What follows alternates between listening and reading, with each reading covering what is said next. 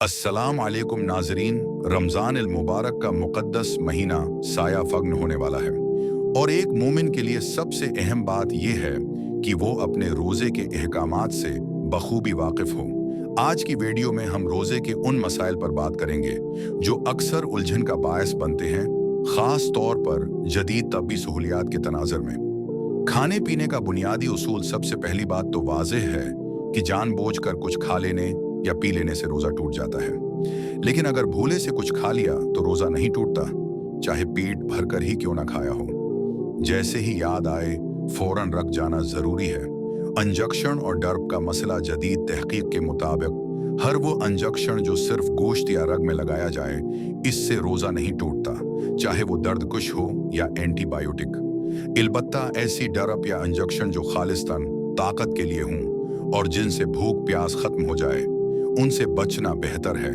अगरच्चा अक्सर उलमा के नज़दीक इससे भी रोज़ा नहीं टूटता, क्योंकि ये पेट या दिमाग के रास्ते अंदर नहीं जाते। इन्हीलर और दमा के मरीजों के लिए इन्हीलर का इस्तेमाल रोज़ा तोड़ देता है, क्योंकि इसके ज़रिए दवा के ज़रात फीफड़ों के साथ साथ मादे तक भी पहुँचने का कवी इम्कान होता है। ऐसे मरीज फदिया दे सकते हैं या तबीयत बेहतर होने पर कज़ा कर सकते हैं। खून निकलना या टेस्ट करवाना। शुगर चेक करने के लिए उंगली से खून निकालना या लेबॉरेटरी टेस्ट के लिए सरंज से खून देने से रोजा नहीं टूटता। इसी तरह अगर मुसूड़ों से खून निकले और वो थोक से कम हो और हल्क में ना जाए तो रोजा बरकरार रहता है। आंख, कान और नाक के कतरे आंख में कतरे डालने से रोजा नहीं टूटता, चाहे हल्क में उसका जायका ही क्यों ना महसूस हो। लेकिन नाक में कतरे डालने से रोजा टूट जाता है, क्योंकि नाक और हलक का रास्ता बुरा हरासत मादे से जुड़ा होता है। कान के कतरे अगर पर्दा सलामत हो तो रोजा नहीं तोड़ते, मगर एहतियात जरूरी है। इंसुलिन का इस्तेमाल। शुगर के मरीज जो इंसुलिन लगाते हैं उनका रोजा नहीं टूटता। वो बिला झझक अपनी जरूरत के मुताबिक इंसुलिन इस्तेमाल कर सकते हैं।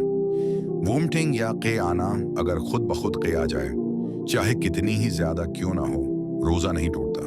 लेकिन अगर जानबूझकर हल्क में अंगली डालकर या किसी और तरीके से क़े की जाए तो उससे रोजा टूट जाता है। मिसवाक और टूथपेस्ट। मिसवाक करना संत है और उससे रोजा नहीं टूटता। टूथपेस्ट इस्तेमाल करना मकरूह है।